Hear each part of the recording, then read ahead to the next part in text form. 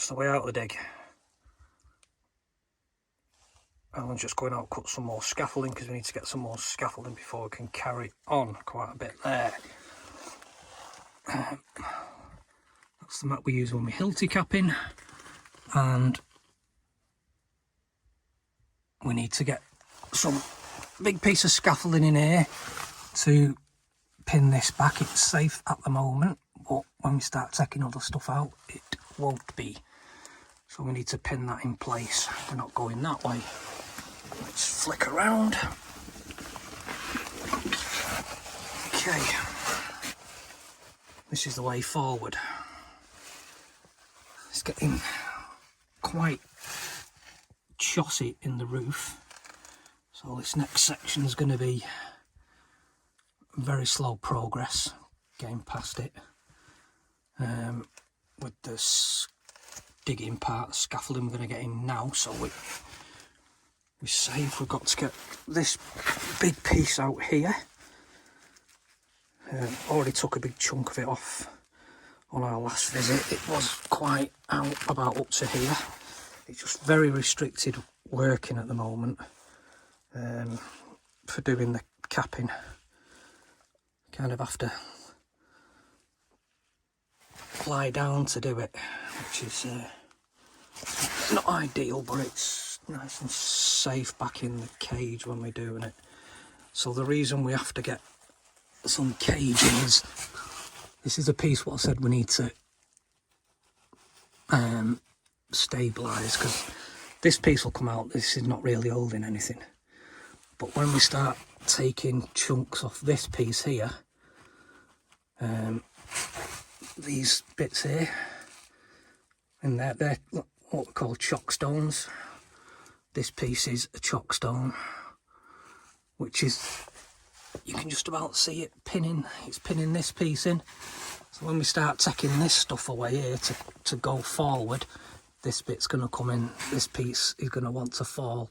So what we're going to do is now lift the cage from here where my hand is, and we're going to lift it upwards so it sits, as the beam goes across this way, and then when we take these chock stones come out, this can't go anywhere, it's against the scaffolding. Like I say, this is drafting quite well. It was drafting really well last week.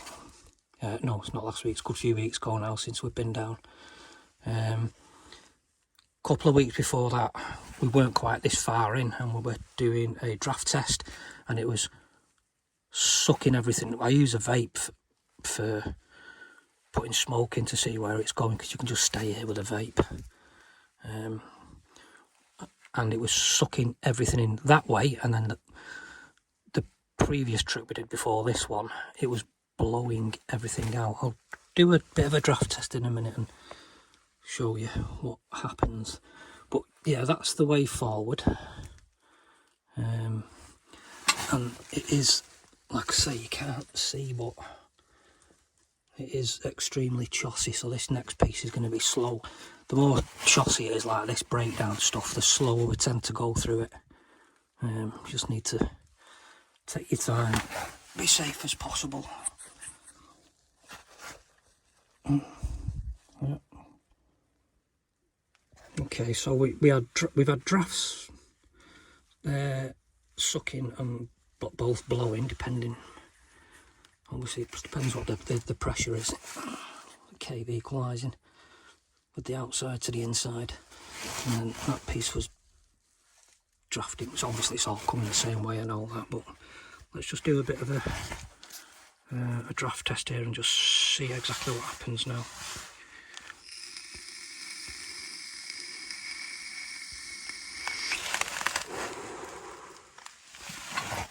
Let's see if it blows that out.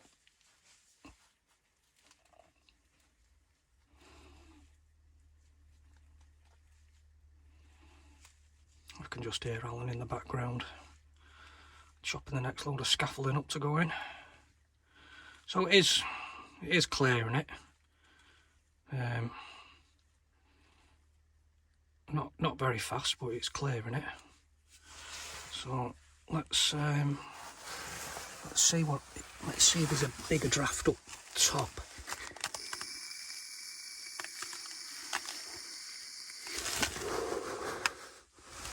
Let's see what happens with that.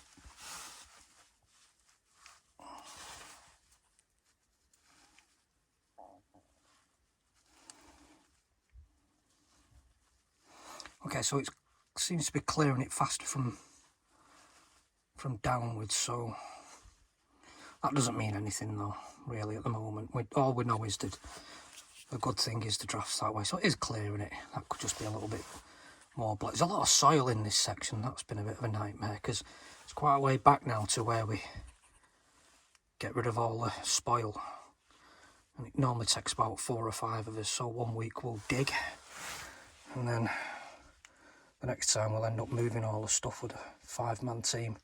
Normally it's just me and Alan up here doing the blasting, but yeah, you can see it has cleared it, but definitely stronger from down that section there than it is from up above. But like I say, it doesn't really mean a great deal at the moment. But there we go, and I can now hear Alan dingling the scaffolding back.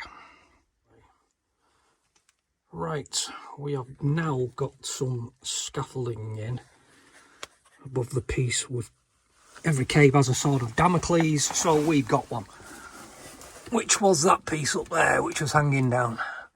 So that now isn't going anywhere, because we've got scaffolding right up against it, extending through for when we get through there. We've got something to build off. They framed it across that side, tied it into that piece, which goes all the way up there, tied into there, which is also in that big horrible sharp bit that we didn't like, so that isn't going anywhere, and it's tied into the other scaffolding, so it's super duper safe. I feel safe working up front. It's gone really cold here, which is the usual crazy midday draft that this place seems to get ducked down. And I'll do it smoke testy, see what happens.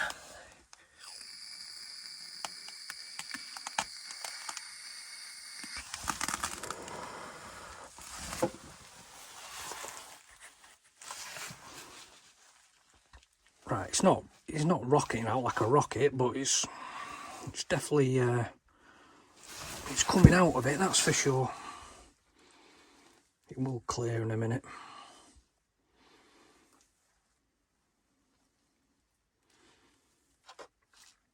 I'm blocking the way it goes, actually. It usually goes up behind me, but that's where I blew it all, and there's nothing in there. Alright, it's not coming out like a rocket, but it's a draft.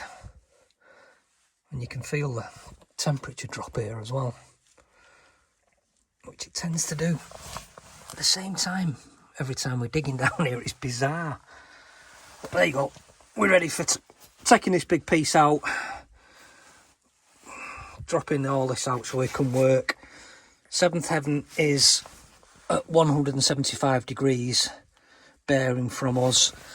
175 degrees is bang on through that rock in front of us there, so that's, we're heading, we've kept the line. You can actually see your breath now where you couldn't before. It's strange.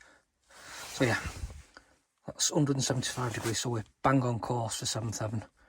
It's still a way to go, and this next piece is really, like I said before, chossy, so it's going to be a slow progress through it. See how broken it is up down there as well. It'll dictate as we dig in if it's going to take us down a little bit or straight through. We always let the cave kind of dictate our way, as long as we try and keep that bearing 175. There we go.